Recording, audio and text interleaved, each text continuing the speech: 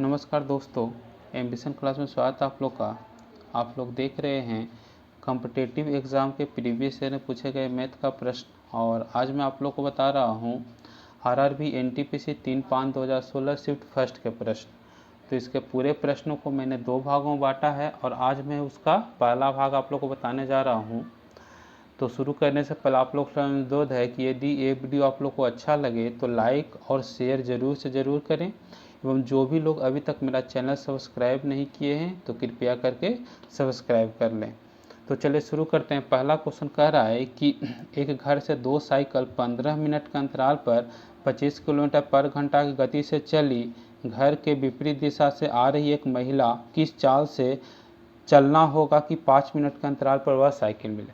यहाँ पे देखिए 15 मिनट के अंतराल पर चलता है 2 साइकिल सवार, और दोनों साइकिल सवार का चाल है 25 किलोमीटर पर घंटा। और महिला जो है वो घर जिस दिशा में घर है उसके विपरीत दिशा में आ रहा है, और 5 मिनट के अंतराल पर पहला साइकिल मिला और उसके 5 मिनट के अंतराल पर दूसरा साइकिल मिला। तो कह रहा है कि महिला का चाल क्या होगा। यहाँ पर देखिए जब पहला साइकिल चला होगा तो 15 मिनट के अंतराल पर दूसरा साइकिल चला होगा, तो 15 मिनट और क्या घंटा होगा, तो 15/60 यानी 1/4 घंटा होगा। और महिला को 5 मिनट के अंतराल पर साइकिल मिल रहा है, तो 5 मिनट बराबर क्या घंटा, तो 5/60 यानी कितना, 1/12 घंटा। अब देखिएगा जब पहला साइकिल चला होगा 25 किलोमीटर पर घंटा की रफ्तार से, और 15 मिनट के बाद दूसरा साइकिल चला, तो पहला साइकिल और दूसरा साइकिल के बीच की दूरी कितना हो गया, दूसरा साइकिल हो गया ये पहला साइकिल। ठीक है, तो पहला साइकिल और दूसरा साइकिल के बीच की दूरी क्या होगा, तो दोनों साइकिल की रफ्तार तो एक समान है, और 15 मिनट यानी 15 मिनट में जो पहला साइकिल दूरी तय किया होगा वही दोनों के बीच का दूरी होगा। तो यानी बीच का दूरी तो चाल है 25 किलोमीटर, तो दूरी बराबर क्या होता है, चाल गुने समय, तो चाल हो गया 25, तो 25 गुना कितना हो जाएगा, 1/4 यानी कितना हो जाएगा, 25/4 यानी पहला साइकिल और दूसरा साइकिल के बीच का दूरी कितना हो गया, 25/4। अब कह रहा है कि एक महिला जो है जो घर की ओर आ रही है उसका चाल हमको ज्ञात करना है 25 किलोमीटर पर घंटे की रफ्तार से, जबकि दूसरा साइकिल जो है पहला साइकिल की ओर जा रहा है 25 किलोमीटर पर घंटा। अब एक कह रहा है कि ए साइकिल मिला, उसके 5 मिनट के बाद दूसरा साइकिल मिला, यानी यहाँ पर जब दो वस्तु एक दूसरे के विपरीत दिशा में रहे तो चाल बराबर होता है दोनों चालों का योगफल 25 + 20। यानी जब दो वस्तु एक दूसरे के विपरीत दिशा में रहे तो चाल क्या हो जाएगा, दोनों जो चालों का योगफल, चाल तो इतना हो गया। अब ये दोनों के बीच का दूरी कितना है, तो दूरी हो जाएगा 25/4 दिया।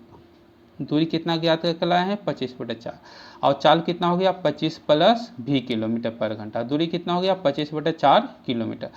अब इस दूरी को महिला 5 मिनट में तय करती है, यानी टाइम कितना हो गया, तो टाइम हो गया 5 मिनट।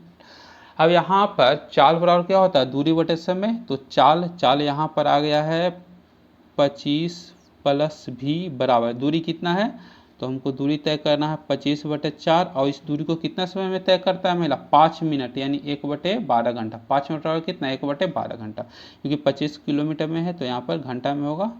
ठीक है, तो कितना हो जाएगा 25/4 × 12 कितना, 75।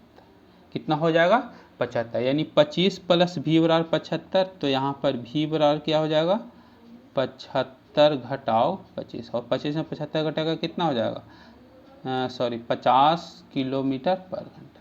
यानी उस महिला की चाल कितना हो जाएगी, उस महिला का चाल हो जाएगा 50 किलोमीटर पर घंटा। ठीक है, अगला क्वेश्चन देखते हैं। अगला क्वेश्चन कह रहा है कि एक चिड़ियाघर में शेर और शुतुरमुर्ग, देखिए शेर में 4 पैर होते हैं, शुतुरमुर्ग में 2 पैर होते हैं। उसके सर यानी मुंडी की संख्या 80 है और पैर की संख्या कह रहा है 200 है। तो क्वेश्चन में कह रहा है कि कितना शुतुरमुर्ग होगा, शुतुरमुर्ग की संख्या ज्ञात करें। देखिएगा इसका एक हम बहुत ही आसान उपाय बता रहे हैं। यहाँ पर 4 पैर वाला है, 2 पैर वाला है, तो यहाँ पर एक ट्रिक है या सूत्र है या नियम है, बहुत आसान है, बहुत समझ जाइएगा इसको। तो यहाँ पर 4 पैर वाले जानवर या जीव बराबर 4 पैर वाला जीव बराबर हम लिखेंगे पैर की संख्या बटे 2 घटाओ सिर की संख्या या सिरों की संख्या। अगर साधारण भाषा में देखा जाए तो साधारण भाषा में दिया हुआ है, अगर सर की संख्या दिया हुआ है, पैर की संख्या दिया हुआ है, तो पैर की संख्या को आधा कर दीजिए, उसमें सर यानी मुंडी की संख्या घटा दीजिए, वही 4 पैर वाले जानवर की संख्या हो जाएगा। एक बार और सुनिए, पैर की संख्या को आधा कीजिए एवं उसमें सिर की संख्या घटा दीजिए, वही 4 पैर वाले जानवर की संख्या होगा। यहाँ पर देखिए 4 पैर वाला जानवर कौन होगा? शेर। तो शेर की संख्या आसान सा आ जाएगा, शेर की संख्या तो पैर की संख्या 200 है, तो 200 बटे 2, और सिर की संख्या कितना है? तो सिर की संख्या 80 है, यानी कितना? 20, यानी शेर कितना हो जाएगा? 20। देखिएगा सबका मुंडी यानी सिर तो एक ही होता है, तो 80 जीव है जिसमें 20 को शेर है, तो बाकी क्या होगा? दो ये शेर और शुतुरमुर्ग है, तो बाकी क्या हो जाएगा? तो शुतुरमुर्ग हो जाएगा। तो 80 मुंडी में 20 मुंडी जो है शेर का है, तो शुतुरमुर्ग के शेर की संख्या कितनी हो जाएगी? तो 80 घटाओ 20 यानी कितना? 60। शुतुरमुर्ग की संख्या कितनी हो जाएगी? तो शुतुरमुर्ग की संख्या कितनी हो जाएगी? 60 हो जाएगी। अगला क्वेश्चन देखिए, अगला क्वेश्चन कह रहा है कि एक डाटा सेट का प्रसरण 9 है तो मानक विचलन, एक सूत्र होता है मानक विचलन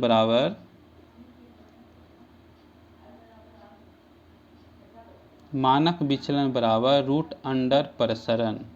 याद रखिएगा क्योंकि एनटीपीसी में आपका सांख्यिकी से 2 क्वेश्चन 3 क्वेश्चन होगा ही, तो जो भी हम बता रहे हैं सारा क्वेश्चन आप लोग को बताएंगे, सारा सेट बताएंगे जो 2016 एनटीपीसी का परीक्षा में पूछा गया है, मैथ भी बताएंगे, रीजनिंग भी बताएंगे। तो मैथ का चल रहा है, कुछ दिन बाद रीजनिंग का भी आएगा। तो यहाँ पर क्या रखना है कि डाटा सेट में प्रसरण 9 दिया हुआ है, मानक विचलन ज्ञात करना है, तो मानक विचलन बराबर क्या होगा? रूट अंडर प्रसरण, और प्रसरण का मान कितना दिया है? 9, तो इसका क्या हो जाएगा? Root under 9। बहुत आसान है, यानी 3। आंसर कितना हो जाएगा? 3। अगर इसका फॉर्मूला याद रहेगा तो बहुत आसान से बनेगा। बहुत सारा क्वेश्चन इससे पहले वाले जो है प्रीवियस ईयर का प्रश्न बताए भी हैं। अगला क्वेश्चन है कि सी एक वायरमैन है, सी एक वायरमैन है एवं रोहित से दुगना सक्षम है। ठीक है, देखिएगा इसका जो एक उपाय बता रहे हैं, सी जो है रोहित से दुगना सक्षम है, यानी अगर सी जो है वायरमैन है, सी अगर 2 काम करता है तो रोहित क्या हो जाएगा? रोहित 1 काम करेगा, यानी दुगना काम करने में सक्षम है, यानी 1 काम करेगा। यहाँ पर समझिए कि सी एक वायरमैन जो रोहित से दुगना सक्षम है, यानी कोई काम है अगर सी को किसी घर में 2 घर में वायर लगाता है तो रोहित उतने समय में 1 घर में वायर लगाएगा। क्वेश्चन आगे है कि दोनों मिलकर 10 दिन में 1 काम किया। अब देखिएगा 1 काम किया 10 दिन में, दोनों मिलकर 1 काम किया कितना दिन में? काम किया 10 दिन में। यहाँ पर देखिए कह रहा है कि जो सी जो है 2 काम 1 दिन में कर रहा है, जबकि रोहित 1 काम 1 दिन में कर रहा है। अगर दोनों देखा जाए तो दोनों अगर मिलकर करे तो 3 काम होगा। 1 दिन में कितना काम होगा? 3 काम होगा। 1 दिन में कितना काम होगा? 3 काम होगा। और कह रहा है कि 10 दिन में वो क्या कर रहा है? वो काम को समाप्त कर रहा है, यानी काम कितना उसके पास होगा? तो काम कितना हो जाएगा? तो 3 गुना 10, यानी 30 काम होगा। कितना काम होगा किया होगा दोनों मिलकर? 30 काम किया होगा। अब यहाँ पर क्वेश्चन क्या कर, रोहित उस काम को अकेले, यानी रोहित 1 काम 1 दिन में कर रहा है, यानी रोहित जो है 1 काम को कर रहा है 1 दिन में, और उसको 30 काम करना है, तो 30 काम को कितना दिन में करेगा? 30 दिन में। आंसर हो गया। अगर वहीं पर कहता है कि सी उस काम को कितना दिन में करेगा, तो सी 2 काम को 1 दिन में कर रहा है, तो 30 काम को कितना दिन में करेगा? 30/2 यानी 15 दिन। अब देखिएगा इसको इस रूप में भी बना सकता है। यहाँ पे देखिए कह रहा है कि सी रोहित से दुगना सक्षम है। अगर रहे इस प्रकार एक नोट्स देख लीजिए, अगर ए बी से n गुना सक्षम है, ठीक है, ए बी से n, तो इसको लिखेंगे कैसे? तो a बराबर b बटा n, a बराबर b बटा n। यहाँ पे देखिए c जो है रोहित से दुगना सक्षम है, तो c बराबर रोहित बटा 2। हम रोहित को x मान लेते हैं, रोहित x दिन में करता है, तो सी कितना दिन में करेगा, x बटा 2 दिन में करेगा, x बटा 2 दिन में करेगा। अगर दोनों मिलकर किसी काम को कितना दिन में कर रहा है, 10 दिन में, यानी x गुने x बटा 2 और x प्लस x बटा 2 बराबर दिया हुआ है 10। यानी एक होता है ट्रिक होता है कि अगर a x दिन में करे b y दिन में करे तो दोनों मिलकर कितना दिन में करेगा, तो x y बटे x प्लस वाई। ये ट्रिक होता है, जनरली ये सबको मालूम होता है।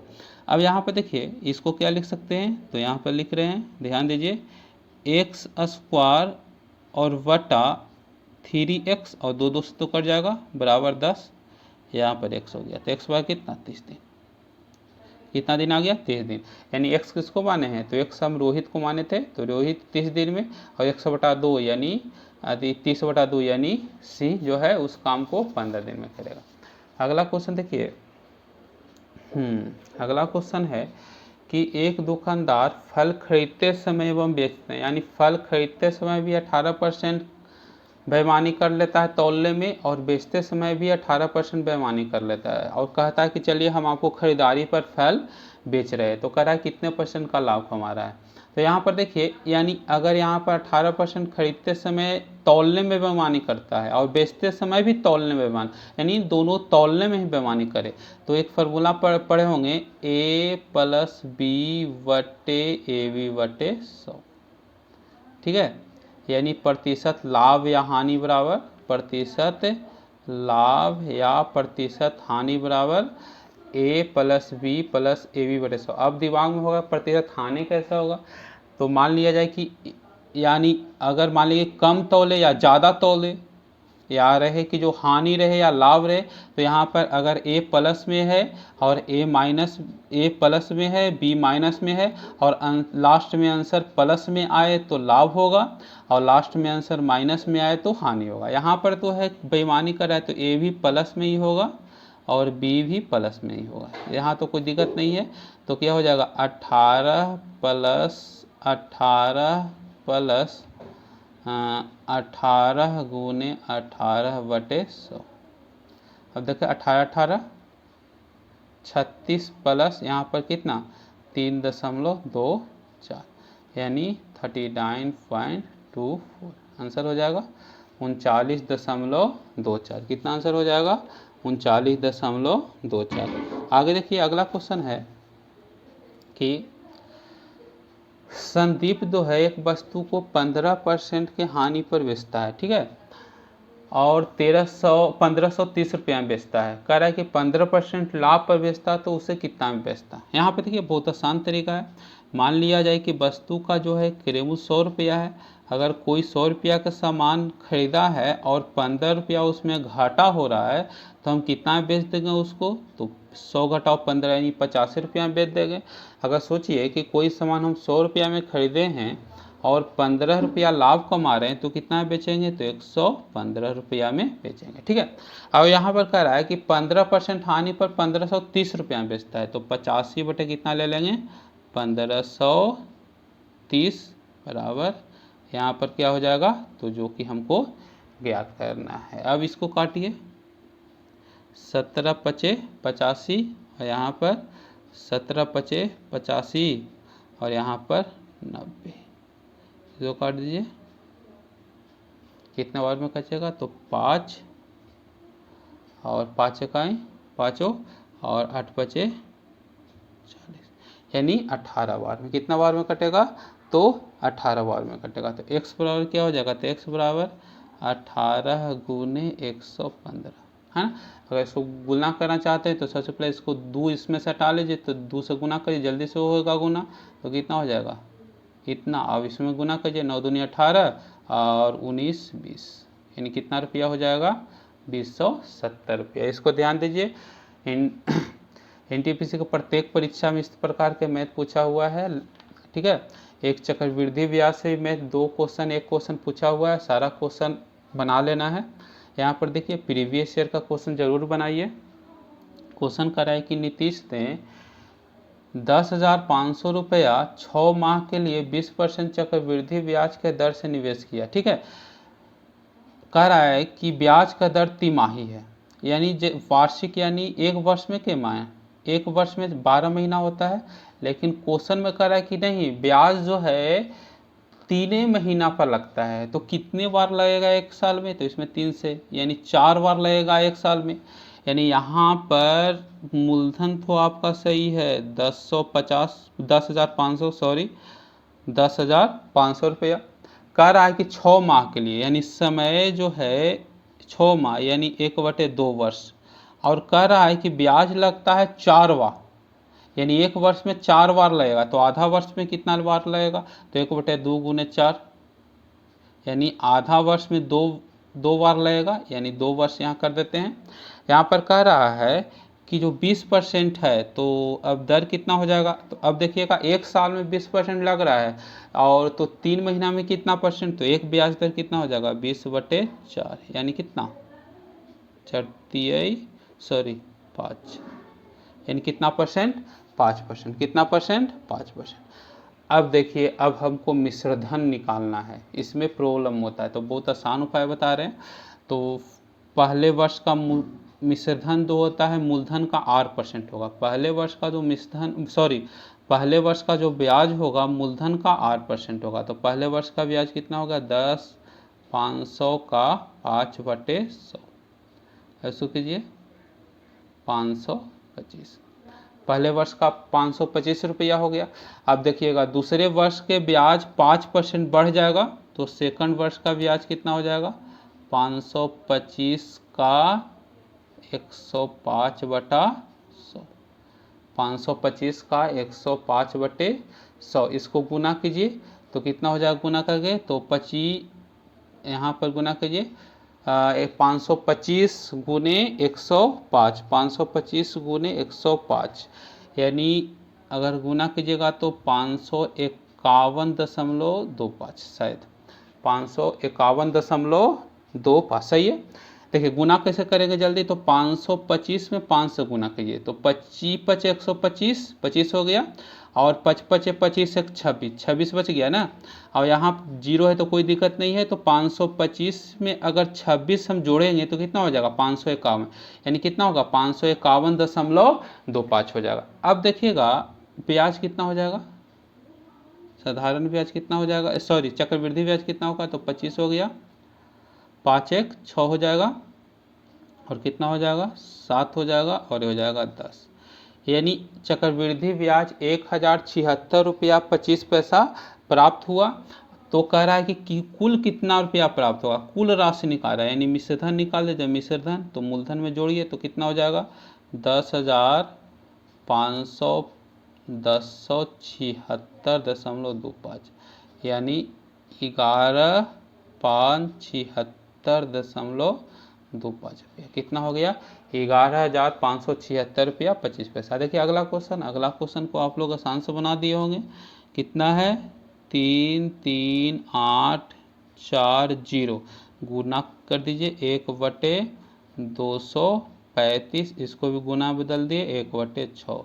अगर इसको आसान से कट रहा है उसको कटिए, तो 6 5 30, और 6 6 36, और 6 चौके 24। ठीक है, इसको काटिए तो 2 बार मिलेगा और 4 बार मिलेगा। आंसर कितना हो जाएगा इसका? तो आंसर इसका 24 होगा। आंसर कितना होगा? 24 होगा। अगला क्वेश्चन देखिए, यहाँ पर अगला क्वेश्चन दिया है साइन ए बराबर 4/5, तो एवं साइन बी बराबर 5/13। यहाँ पर देखिए साइन ए का मान दिया है 4/5, और साइन बी का मान दिया है 5/13, यानी इसके लिए अलग त्रिभुज है और इसके लिए अलग त्रिभुज है। तो यहाँ पर देखिए त्रिभुज में तीनों भुजा 3 4 5, यानी 3 का होल, ये सब याद रखिए। एक हम नया वीडियो बनाएंगे जिसमें समकोण त्रिभुज का भुजाएं रहेगा। आप लोग 5 को याद रखिएगा समकोण, जैसे 3 4 5, इसमें है 5 12 13, हम 5 को बताएंगे और उससे बहुत सारा क्वेश्चन बनेगा। तो हम एक वीडियो लेकर उसके लिए अलग से आएंगे, पहले इसको समझ लीजिए। तो इसमें क्या हो जाएगा, तो इसमें साइन थीटा बराबर होता है लंब बटा कर्ण, यानी यहाँ पर लंब ए हो गया और ए हो गया, कर्ण हो गया और ए हो जाएगा आधार। याद रखिएगा, यहाँ पर भी होता है साइन थीटा और लंब बटा कर्ण, यहाँ पर ए हो गया लंब, ए हो गया आधार और ए हो गया कर्ण। कोई दिक्कत। लंब हो गया, आधार हो गया और ए कर्ण हो गया। अब देखिए यहाँ पर कोशक a माइनस बी का मान निकालना है। तो कोशक थीटा बराबर क्या होता है, 1/sin थीटा, तो 1/sin a माइनस बी। और एक फार्मूला त्रिकोणमिति में पढ़े होंगे sin a माइनस बी, एक फार्मूला पढ़े होंगे sin a माइनस बी बराबर क्या होता है, तो 1/sin a माइनस बी, यानी sin a into cos b minus cos a into sine B.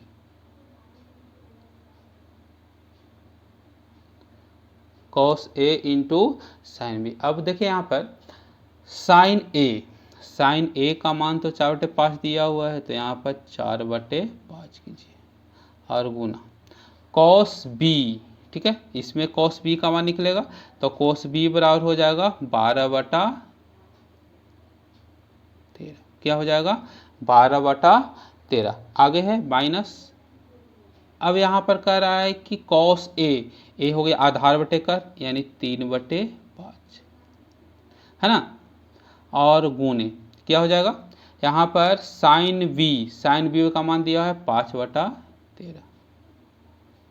इसको हल कीजिए अब, तो यहाँ पर हल कर रहे हैं, यहाँ पर 1 कितना हो जाएगा, तो बरचौक 48/13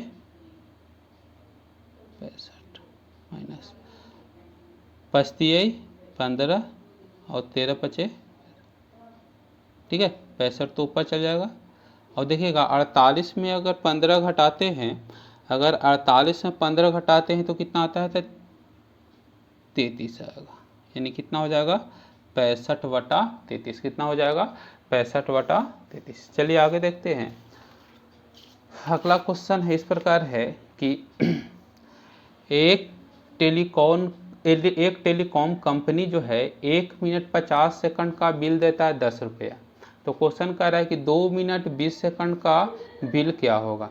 तो यहाँ पर 1 मिनट 50 सेकंड, पहले 1 मिनट है 50 सेकंड, इसको पूरा मिनट में बदलते हैं। तो यहाँ पर 1 मिनट और 60 सेकंड, तो 60 + 50 यानी कितना 110 सेकंड। यहाँ पर 2 मिनट 20 सेकंड है, तो 2 मिनट 20 सेकंड को हम बदलते हैं सेकंड में, तो कितना हो जाएगा, तो 2 × 60 + 20 यानी कितना 140 सेकंड। कितना सेकंड हो जाएगा, तो 140 सेकंड। अब देखिएगा यहाँ पर कि 110 सेकंड का बिल है 10 रुपया, हमको निकालना है 140 सेकंड का बिल, तो हम 100 रुपया लेते हैं, तिरछा तिरछी गुना कर देते हैं और बराबर करते हैं, यानी 140 × 10 बराबर 110 x, हमको x का मान निकालना है, तो 140 × 10 और बटे 110 कट गया।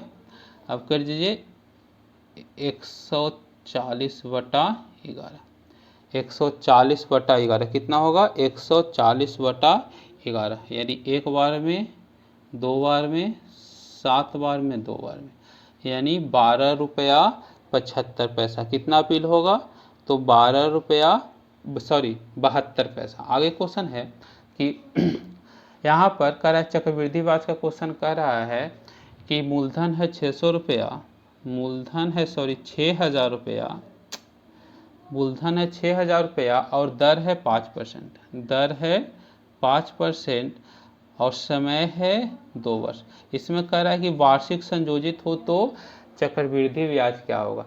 तो वही बताएं कि मूलधन में अगर r% से गुना करेंगे, मूलधन में यदि r% से गुना करेंगे, वही पहले वर्ष का ब्याज होगा, चाहे चक्रवृद्धि ब्याज कहे या साधारण ब्याज कहे।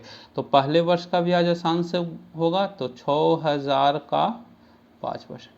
देखिएगा इसमें एक वीडियो आपका पीछे जाइएगा तो देखिएगा चक्रवृद्धि ब्याज में होगा, बिना सूत्र से चक्रवृद्धि ब्याज का कैसे निकालें, ऐसा क्वेश्चन है। इसमें एक वीडियो है, इसमें आपको आसान से चक्रवृद्धि ब्याज बिना फार्मूला के निकालने के लिए या बिना ट्रिक के निकालने के लिए बताया गया, वहाँ पर भी जाकर आप लोग देख सकते हैं। तो 6000 का 5% यानी 300 रुपया हो जाएगा। अब कह रहा है कि अगला वर्ष का चक्रवृद्धि ब्याज, तो अगला वर्ष का चक्रवृद्धि ब्याज होगा जो ब्याज पर भी ब्याज लगेगा। तो ब्याज पर कितना परसेंट लग रहा है? 5% मूलधन पर लग रहा है। तो अगला वर्ष का चक्रवृद्धि ब्याज तो 300 रुपया तो लगेगा ही, और 300 रुपया पर ही 5% लगेगा। तो 300 का 105/100 यानी कितना रुपया हो जाएगा? 315 रुपया। यानी पहला वर्ष का चक्रवृद्धि ब्याज 200 रुपया 300 रुपया और दूसरा वर्ष का चक्रवृद्धि ब्याज 315 रुपया हो जाएगा। यानी 2 वर्ष का चक्रवृद्धि ब्याज कितना हो जाएगा? तो दोनों को जोड़ दीजिए तो 615 रुपया। कितना रुपया हो जाएगा? 615 रुपया। चलिए अगला क्वेश्चन है कि बहुत आसान है। 1100 में भागा दिया 5.5 से, तो हम लोग गुना कर देंगे 1/5.5 यानी क्या हो जाएगा? 1100 गुने 10/55 है ना।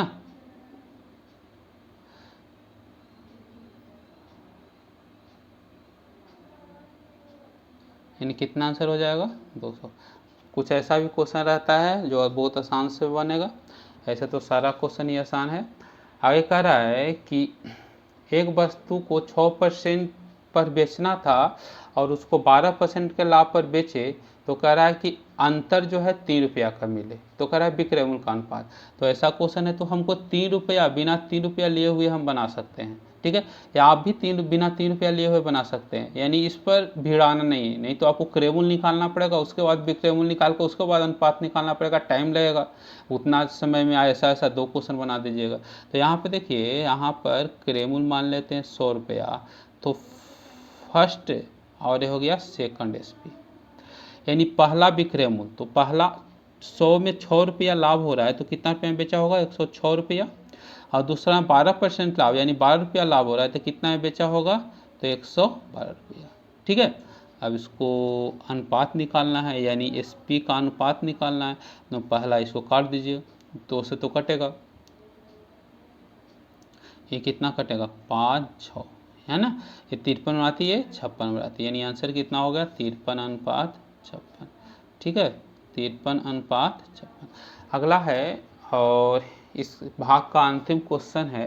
कह रहा है cot x बराबर 5/100, तो कह रहा है कि cos x plus sec x का मान निकाल। तो यहाँ पर cot थीटा देखिए 5 और 6 है, 5 बटा कितना है? 6 है, ठीक है ना। सॉरी 5/6 नहीं, 5/12 है क्वेश्चन में दिया हुआ है, गलती से लिखा गया है 5/12 है। तो अभी थोड़ा देर पहले बताए हैं कि जो 5 12 13, यहाँ पर 5 12 13 यानी 5 का होल स्क्वायर प्लस 12 का होल स्क्वायर कितना हो जाएगा? तो 5 का होल स्क्वायर 25, 12 का होल स्क्वायर 144, बराबर जोड़ेंगे तो 169, यानी 13 के होल स्क्वायर आ गया ना। यानी ये समकोण त्रिभुज 5 12 13। यहाँ पर cot थीटा होता है आधार बटा कर्ण, यानी 5 यहाँ पर आधार है, ठीक है। और ये हो गया लंब 12 और कर्ण क्या हो जाएगा? 13। cos थीटा होता है आधार बटा कर्ण, सॉरी आधार बटा लंब, ठीक है ना। तो 5 आधार हो गया, लंब हो गया 12। अब यहाँ पर cos थीटा, तो यहाँ पर cos थीटा और प्लस है सेक थीटा, तो सेक थीटा बराबर होता है 1/cos थीटा, यानी सेक थीटा ही लिख दीजिए, कोई दिक्कत नहीं है। तो cos थीटा बराबर होता है आधार बटे कर, आधार बटा cos थीटा बराबर क्या होता है? आधार बटा कर्ण, और यहाँ पर सेक थीटा वाले इसका उल्टा हो जाएगा कर्ण बटा आधार, क्या हो जाएगा? कर्ण बटा आधार। अब यहाँ पर कर्ण तो 13 है, तो लिखिए यहाँ पर, सॉरी आधार तो है 5, तो आधार 5 कर्ण कितना है? 13, और प्लस कर्ण कितना है? 13, और आधार कितना है? 5, यानी कितना हो जाएगा? तो 5 5 25 और 13 में 13, 1 6 9 और 13 5 65, ठीक है। वो 25 प्लस 169 कितना हो जाएगा? 65, ये जोड़िए गया तो कितना हो जाएगा? तो 5 और 9 और 6 194, 194/65 कितना हो जाएगा? 194/65।